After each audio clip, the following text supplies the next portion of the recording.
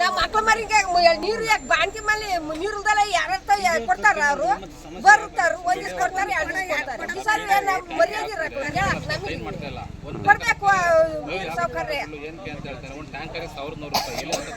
ನಾವು ಎಷ್ಟೊಂದು ನೀರು ಒಂದು 2 ಕೊಡ ನೀರು ಸಿಕ್ಲಿಲ್ಲ. ಅದಕ್ಕೆ ಸಿಕ್ಕಿಲ್ವಲ್ಲ ಏನ್ ಮಾಡೋದು ನಾವೆಲ್ಲಿಂದ ತಂದು ಇದು ಮಾಡೋದು. ಇಲ್ಲಿ ನೀರಿಂದು ಏನಾಗಿದೆ ಅಂದರೆ ಬೋರಲ್ಲಿ ಎಲ್ಲ ಕಡೆ ನಿಂತು ಹೋಗ್ಬಿಟ್ಟಿದೆ. ಈ ವರ್ಷದ ಮಳೆಗಾಲದ ಪರಿಸ್ಥಿತಿ ನಿಮಗೆ ಗೊತ್ತಿದೆ. ಹಂಗಾಗಿ ನಾನು MLA ನಮಗೂ ತಂದೆ ಒಂದು ಬೋರಲ್ಲಿ ಕೊಡಿಸಿ ಅಂತ. ಈಗ ಅಲ್ಲಿ ಯಾವುದೂ ಅನುದಾನ ಇಲ್ಲ ಅಂತ ಹೇಳಿದ್ದಾರೆ.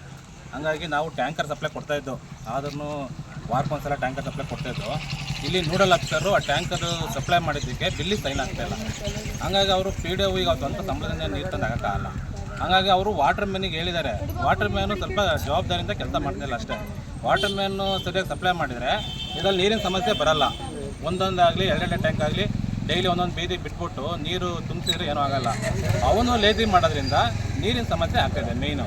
ಮತ್ತು ಎರಡನೇದು PDO ಅವರು ಹೋಗಿ ಬಿಲ್ ತೊಗೊಂಡೋಗಿ ಟ್ಯಾಂಕರ್ ಹಾಕ್ಬೇಕು ಪ್ರೈವೇಟ್ನವ್ರ ಹತ್ರ, ಕುಡಿ ನೀರಿಂದ ಸೈನ್ ಮಾಡಿಕೊಡಿ ಅಂದರೆ ನೋಡಲ್ ಆಫೀಸರು ಯಾರೋ KEB AEE ಅವರು ಸೈನ್ ಮಾಡ್ತಾಯಿಲ್ಲ. ಹಂಗಾಗಿ ಮೊನ್ನೆ ನಾನು MLA ಹತ್ರ ಮಾತಾಡಿ ಅವ್ರಿಗೆ ಹೇಳ್ತಿದ್ದೀನಿ.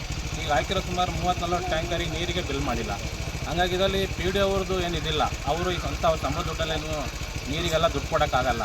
ಅವರು AEE ಅವ್ರದ್ದು ಮೇಯ್ನ್ ಪ್ರಾಬ್ಲಮ್ ಸರ್. ನೋಡಲ್ ಅಧಿಕಾರಿ ಹಾಕಿರೋದ್ರಿಂದ ಅವರು ಬಂದು ಇದನ್ನು ವಾಸ್ತು ಅಂಶ ನೋಡಿಬಿಟ್ಟು ನೀರಿಂದು ಏನು ಬಿಲ್ ಮಾಡಿದ್ದೀರಾ ಏನು ಮಾಡಿದ್ದೀರಾ ನಾನು ಸೈನ್ ಮಾಡ್ತೀನಿ, ನೀರಿನ ಸಮಸ್ಯೆ ಹೆಂಗಿದೆ ಅಂತ ಅವ್ರು ಬಂದು ನೋಡಬೇಕು.